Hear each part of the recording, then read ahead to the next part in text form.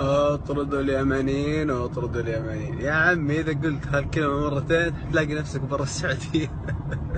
لان لازم فيك 30% 20% يمني. انا عن نفسي 100% يمني. يعني قبائل قحطان والقبائل الجنوبية كلها اصلها يمني، حنكذب؟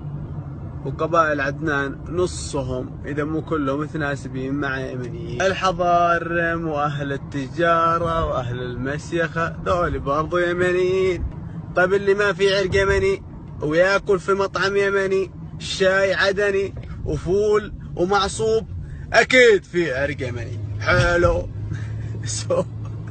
إذا تطلعون اليمنيين أول شيء طلعوا أنفسكم، ولا تسمع فقيه، ولا تسمعون شنجيني شنجيني يا مطر الشني، ولا تسمعون لأنفسكم وانتم تقولون هالكلمة الخايسة. ايش اللي طلعوا اليمنيين؟